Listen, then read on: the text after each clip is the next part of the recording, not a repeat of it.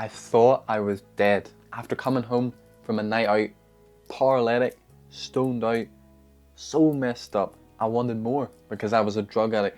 I constantly needed to get higher and higher and higher and higher. It was never enough. Funny, it's maybe just part of my personality, because even though I'm sober, I still have that need to get better and better and more and more and more, but now it's directed into something healthy. But that night, it was not. It was the opposite. I needed to get higher. I needed to get so high just to run, escape from all my problems, all my feelings. So I grabbed my trusty can of butane, which is lighter gas, if you didn't know, and I grabbed the dab pen that I had at the time, and I done what's called taxi. Taxi is usually with a joint, and basically you're smoking it and holding it in. And usually you're doing it, you're playing it with someone else. So I take a toke, you take a toke, and we see who can go the longest. I was doing it by myself. 2 different substances, so took some of the butane, some of the dab pen, butane, dab pen. I kept going, I kept going and going and going and going and going. And then I had this relation. I got this crazy rush. And usually when I'd done stuff like that, I stayed in my room because I didn't want my parents to find out, obviously.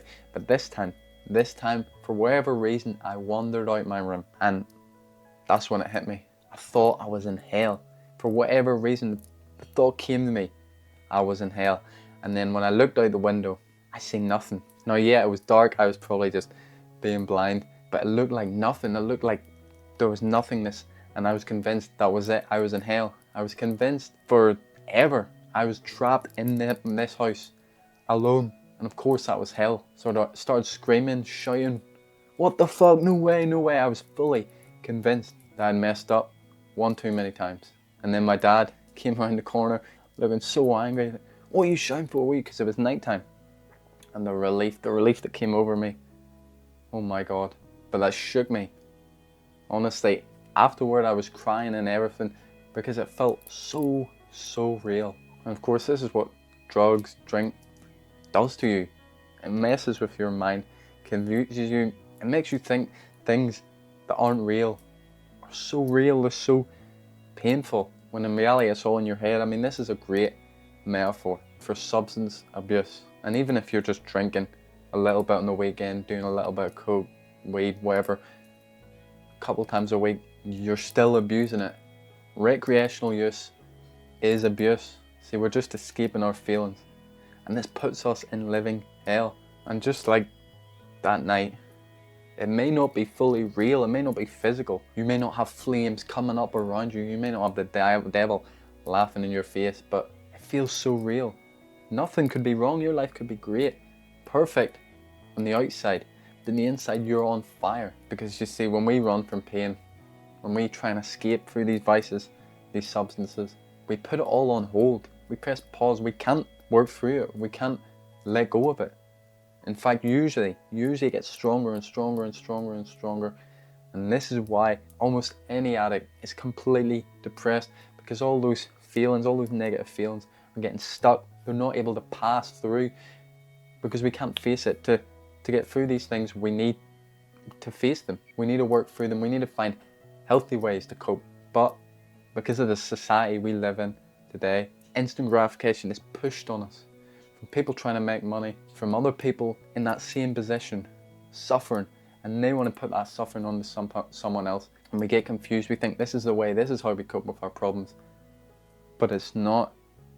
It's making you worse every single time you do it. This is why people stay stuck in depression and anxiety and stuff for years and years and years. Because instead of dealing with it, instead of using healthy habits to grow, to outgrow those negative mindsets, we run, we escape, we try and get high, and that keeps us stuck. Some people stay their whole life in this state, whether it's a full-on depression or like something low grade, just a little bit of dissatisfaction.